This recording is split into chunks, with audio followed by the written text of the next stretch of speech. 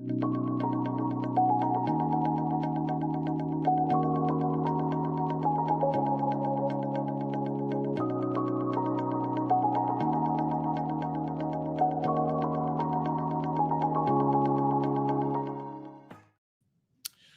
morning. It's Monday, August 11th. The multi-front war in the Middle East is now 675 days old. I'm your host, Jonathan Schanzer. Welcome back yet again to the FDD Morning Brief. Israeli Prime Minister Benjamin Netanyahu is doubling down on his plans to conquer Gaza City. He says he wants the IDF to take it and then free it from Hamas as soon as possible. He also has made it clear that he rejects the claims of famine, saying instead that Hamas is lying, and he cited several recent examples where the claims by Hamas turned out to be false. But I think the challenge for him is to explain Israel's long-term plans for Gaza, and that's the challenge he's always had, because nobody really wants to take that place over. Not your average Israeli, not your average Gulf Arab government, and probably not even your average Gazan. And so the crisis continues, but one does get a sense that Bibi is trying to regain the initiative. I welcome that after several weeks of a brutal news cycle. Let's see where this week takes us. I know that everybody and their mother wants to keep talking about Gaza. I'm pretty sure that includes my mother too. Hi, Mom. But today we're taking a brief detour from the war with Hamas to dive into a story straight out of a spy thriller. I'm talking about the Israeli Mossad agents operating inside Iran when that 12-day war kicked off in June. Today's guest is Dan Raviv. He's a veteran journalist and author of several books and host of the Mossad Files podcast, a podcast that I've now had the pleasure of joining twice in recent months. Dan joins us this morning to shed light on how the Mossad took care of business inside the Islamic Republic during that harrowing war back in June. You don't want to miss that conversation, so stay tuned. I know that Germany is probably the last country on your mind right now, but I think it's important that we talk about it because Berlin is the last diplomatic line of defense for Israel in what is typically a rather hostile European Union. Germany has a special relationship with Israel. I think most Israelis wish that it wasn't so special. Germany was, of course, responsible for the genocide of 6 million Jews during World War II. And so naturally, more than 8 decades after the Holocaust, the Germans pretty much have to be the most outward defenders of the Jewish state. That's their traditional role, except right now that role is changing in alarming ways. German Chancellor Friedrich Merz recently announced that his country is cutting off military sales to Israel amidst reports of mounting humanitarian challenges in Gaza. This is no small matter. Germany accounts for roughly 1/3 of Israel's arms imports. And without some of those weapons, Germany could actually hamstring Israel on the battlefield. In other words, this move could have a real impact on Israel's ability to influence the outcome of a war that has been waging for 675 days and counting. It's hard to castigate Germany in some ways because Berlin has held the line from the moment this war erupted. Germany was principled and unwavering, not so much any war. I'm not sure how Israel's planning to break this impasse, but keep an eye on Germany, because if you thought the anti-Zionism has reached a fever pitch, just wait until you see Europe without the Germans holding the line. Now for your headlines. Headline 1, Iran has sent its surviving nuclear scientists into hiding. Israel took out more than a dozen Iranian nuclear scientists during the 12-day war. I don't know how many are left, but they're an endangered species. So now Tehran is taking precautions. The few scientists that remain alive are no longer allowed to teach or live in their homes.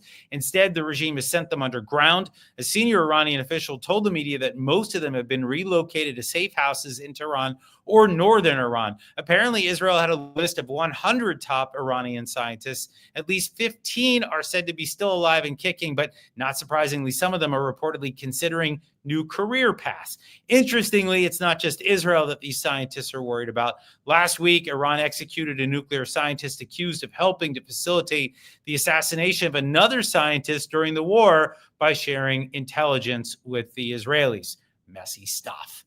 Headline 2, the IDF foiled another attempt to smuggle weapons from Egypt into Israel. For the umpteenth time, the weapons were being carried into Israel by drone. Israeli troops identified the drone as it crossed the border, and they intercepted it. They found 10 rifles and some ammo. The IDF then handed the guns and the drone over to the police. If you ask me, Egypt needs to do better. This should not be up to Israel alone along that border. And speaking of unwanted weapons, on Saturday, 6 Lebanese soldiers were killed by an explosion at a weapons depot in South Lebanon. The depot, not surprisingly, belonged to Hezbollah. This all went down 2 days after the Lebanese government approved the Trump administration's plan for disarming Hezbollah. I'm not holding my breath here, folks. Just last week, Lebanese soldiers and UN peacekeepers discovered 3 bunkers, hundreds of explosive shells and rockets, and some 250 improvised explosive devices, IEDs as they're known, in the vicinity of Saturday's blast. Headline 3. White House envoy Steve Witkoff met with Qatari Prime Minister Sheikh Mohammed bin Abdul Rahman Al-Thani in Ibiza, Spain over the weekend. I hear it's lovely this time of year. New location, same discussion about Gaza and the hostages. Someone please explain to me why we keep engaging with Hamas's Qatari patrons while expecting different results. Engaging a state sponsor of terrorism to try to extract concessions from a terrorist group that the regime supports?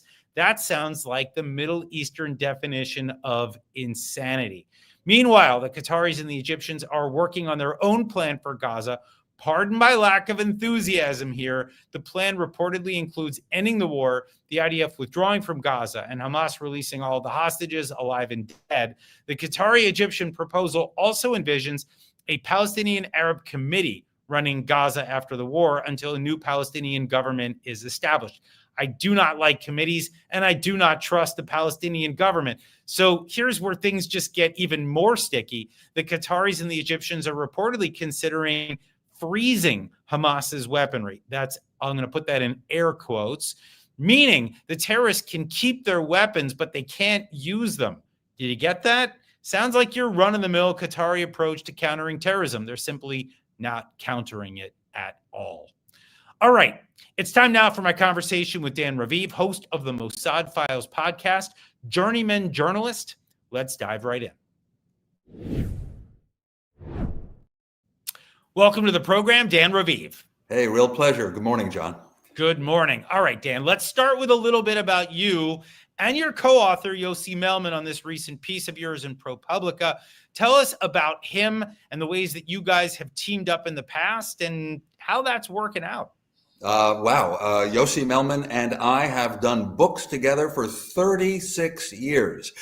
Early on, we had a bestseller, incredible, called Every Spy a Prince. It really was a first history of the Mossad and other security agencies, because we found that pretty much the men of the Mossad who had retired, men in their 80s, were ready to spill the beans and tell old stories, etc. And since then, in total, we've written 5 books. One of them is on U.S.-Israel relations, by the way, called Friends Indeed. And our most recent is called Spies Against Armageddon. Again, it's a history of the Mossad and the other agencies. It starts with a chapter called Stopping Iran. Now, he was writing for Haaretz newspaper. He recently left. He's independent. He's still in Israel, while I'm globetrotting and trying to find out whatever I can. And I should mention, by the way, 40 years on CBS, some of your viewers may remember. And then I did I-24 News. So Yossi Melman and I have done a lot together, even in separate locations. Well, I'm looking forward to your next book. I get the sense that maybe there's another one brewing after this most recent war in Iran. So, all right. Now for the juicy bits. Tell us a little about the first phase of that 12-day war back in June, when the Mossad launched a surprise attack from inside Iranian territory.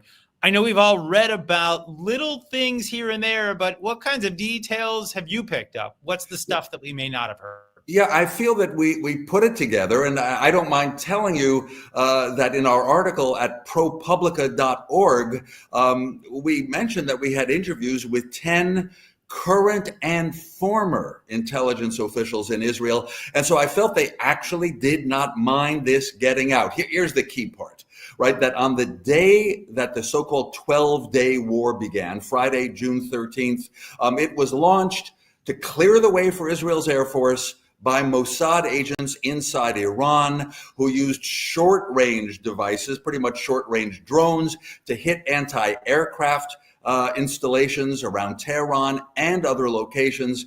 And we found out there were 14 such teams. In total, about 70 people.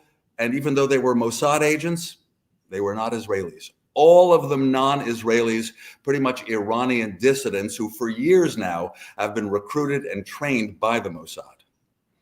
So you mentioned the Israelis taking out those air defenses. Now, of course, we know that from the fall of last year, the Israelis had taken out the vast majority of those air defenses. So, and those were, I guess, the strategic air defenses. Then I guess there's the tactical ones, the shorter range stuff that could still potentially pose a threat to Israeli aircraft. But what we learned was that there was a 3D printing drone factory. Is there more on that other than just the fact that they must have been doing this for, I don't know, months, years, producing these? Are not, this is not easy stuff to do quickly, right? Well, what we found out about was the planning for a potential attack on Iran's nuclear sites. Obviously, Israel, like any strategically aware country, has always got plans, but waiting for the go-ahead.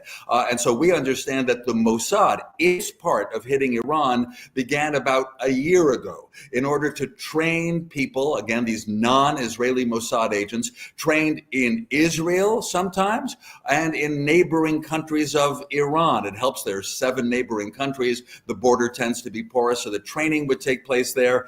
And as for the targets, well, even though the Israeli Air Force hit a lot of Iranian air defenses last year in 2 bouts, they didn't get them all. And Iran was starting to rebuild some defenses. So if you really want to make the skies open for the Israeli Air Force, the Israelis figured they had to hit some more. Also, by the way, these Mossad teams, again, non-Israelis, that's the news to me, also were locating the homes of nuclear scientists, the homes of military leaders, and helping to track where they were. A lot of that done in Israel by the famous unit 8200, the military intelligence unit that listens in to everything, but a lot of it done also on the spot in Iran by non-Israelis employed by the Mossad.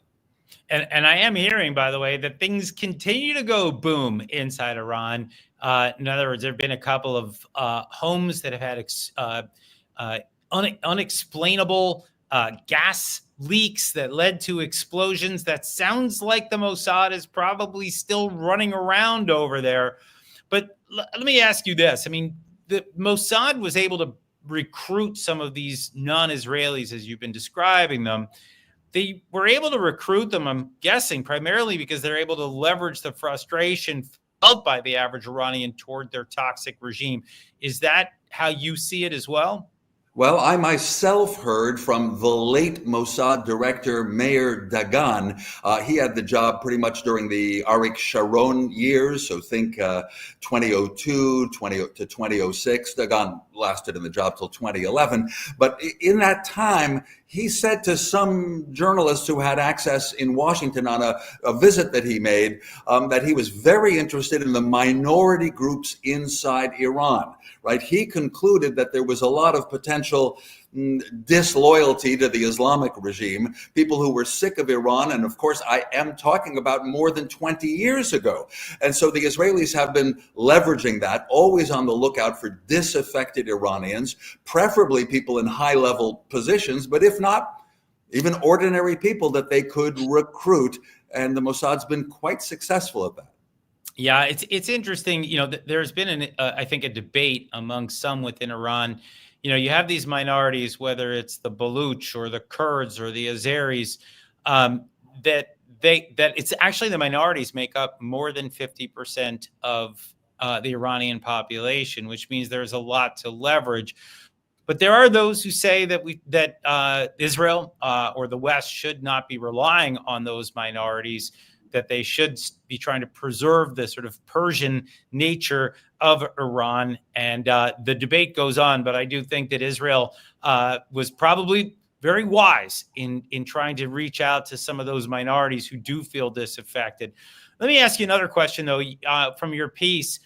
You talk about misinformation and disinformation. From what I understand, the Israelis were able to leverage this tactic of spreading disinformation or misinformation to do some remarkable things. Tell us a little bit about that. Yeah, I mean, the Mossad does do that in a lot of targeting situations also in the past against Palestinian terrorist groups. But when it comes to that war in June, just a couple of months ago, I would say the key was a little bit similar to what the Israelis did to Hezbollah in Beirut, right? They planted a false message on the Iranian military communication system that invited senior leaders of the military of Iran and of the Revolutionary Guard, the IRGC, to come to a certain bunker, and they did it. That was on Friday, June 13th, and the Israeli Air Force hit that bunker with precision, and all at once, around 20 military leaders were killed. At the same time, Israel's Air Force was targeting the apartments and houses of nuclear scientists with, again, precision, because those Mossad agents had located even where the bedrooms were. So a lot of precise strikes, especially on June 13th, but frankly, all through the 12 days of that war.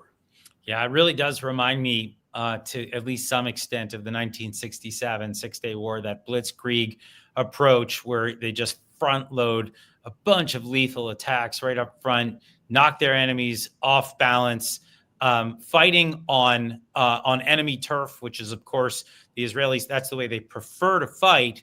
And for the first, year plus of this war, they were fighting on their own turf. They were on their heels. This really did feel like a turning point in the war and a remarkable turn of events for Israel. An exquisite use of intelligence. And of course, Israel is showing again that it benefits when a war can be short. I don't know if they wanted it quite as short as President Trump did when the U.S. joined in 9 days later, dropped the bunker buster bombs. Obviously, Israel was pleased. Fordow was pretty much destroyed. Natanz and Esfahan hit again by the U.S. But Israel does do well in these short wars. You mentioned the 6-day war. This is a 12-day war. And all I have to say is Gaza. It's a little bit too long for most Israeli strategic decisions. I think that is 100% correct. And I think there's good reason to try to wrap that up. Of course, the strategy for doing so is what is currently being debated. How long was the Mossad inside Iran? I mean, I'm referring to both Israelis and Iranian agents. I keep hearing that some were around for, a couple of years, but then others were there for a very long time. What's your sense of the duration of these operations? Well, Israelis were involved about 15 years ago when there was a series of assassinations of nuclear scientists on the streets of Tehran. And so you'd have an attacker on a motorcycle, either opening fire with a gun or putting a magnetic bomb on the side of a car. Israeli sources were a little bit vague as to whether those were Israelis, a so-called blue and white operation, or local hires. But I think they were in a transition time then. And after those assassinations, again, 2010 to 2012, the Israelis said, we have enough non-Israelis. We don't have to risk the lives of our best and brightest. And so in 2020, when remarkably Israel assassinated the head of the nuclear program, Fakhrizadeh, on a roadside outside Tehran, that was a remote control gun powered by AI. We learned that was all non-Israelis on the ground. Yeah, and that one incident is a remarkable one only because it was this remote control gun, and apparently it detonated afterwards. So just being able to pull it all together from the Iranian perspective to understand what happened, they're just in total confusion. And the Israelis, I think, continue to sow that confusion. I'm curious to see what happens after this, right? Because there is a purge that is going on across Iran right now. They're arresting Jews. They're arresting people. Some may actually be agents. Some may not. Do you get a sense that the Mossad is weaker as a result of what's going on here, Dan? No, I don't. Our sources in Israeli intelligence told us that all the 140 who worked inside Iran got away scot-free. I believe some of them live in Iran and went back to their homes. Others would have gone to safe houses that the Mossad has had for years and then got out of the country. So again, the Israelis are telling us that those who worked during the war got away. As for those who are arrested from time to time, maybe some of them really did work for Israel, but the word in Israel that Yossi Melman and I got was that those people are falsely accused, falsely hanged by the Iranian regime just for the sake of their internal propaganda. Yeah, and you get a sense that the regime, and for good reason. I mean, it's chaos right now. They're trying to figure out how badly they were infiltrated, and they're trying to clean house. And I guess doesn't look like they're doing a particularly good job of it. But maybe it's just about projecting a sense of control to the population. Well, one other thing, if I can, John, because what's really important, I think, is whether Iran gets back on the nuclear track and tries to revive its nuclear program. President Trump has said they wouldn't dare, in effect, he said, because we're watching and we'll come back. The Israelis are really watching. And the conclusion of Israeli intelligence at this point is if the supreme leader said, get back to nuclear research aimed at a weapon, then in 1 or 2 years, they could actually enrich uranium and get back to 60% and threaten to go to 90%. I don't know exactly where. They might have even more labs or they can build them. But the Israelis intend to keep watching and keep sabotaging any effort like that. I think that's right. And then I guess that and this is my last question here. You've got 140 people, at least, that you've identified from the folks that you've been talking to. If they're still there in Iran, is it difficult to reactivate? I mean, how does this typically work? These guys just go underground and then they're called up again? Do you have any insight on that? Right. That's pretty much so. And you can read at ProPublica.org some details like the trucks that brought in equipment in order to create that drone factory, apparently in the desert.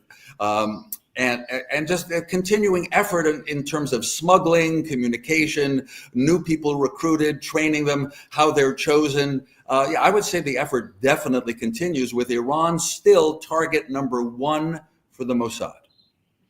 All right, we're going to leave it there. I want to thank you, Dan Raviv, for joining us today on the FDD Morning Brief. My pleasure. All right, interesting details there. Here's what FDD has on tap for you today. My colleague Bridget Toomey has a new piece in FDD's Long War Journal on a Houthi target that's not getting nearly enough attention. And no, it's not a ship in the Red Sea, and it's not Tel Aviv. It's education. Bridget reveals how the Iranian-backed terrorists are indoctrinating Yemen's youth, pushing extremist ideology into classrooms and even running Hamas-style summer camps. Teachers who dare to resist face arrest or worse. And you thought it was bad here in the United States. Meanwhile, FDD's Hussein Abdul Hussein has a new piece in his favorite English-language Lebanese outlet, This is Beirut. He examines how Lebanon's efforts to disarm Hezbollah are stalled by political paralysis and calculated delays, most notably from Speaker of Parliament Nabi Berri. And Lebanese armed forces, or LAF, they're not exactly aggressive against the Party of God either. Hussein warns that time is running out for Lebanese President Joseph Aoun and Prime Minister Nawaf Salam to take decisive action. This is a once-in-a-generation opportunity for Lebanon. Yalla, people. Finally, don't miss the August edition of FDD's Trump administration foreign policy tracker. My colleagues at FDD grade the administration's approach to foreign policy across key areas from Sunni jihadism to non-proliferation to biodefense. Check out the trend lines that our folks assigned to all these issues. The grades range from very positive to neutral to negative to very negative. We track it all monthly, so keep coming back to see how the administration is faring according to our experts. And that, folks, is another episode in the books.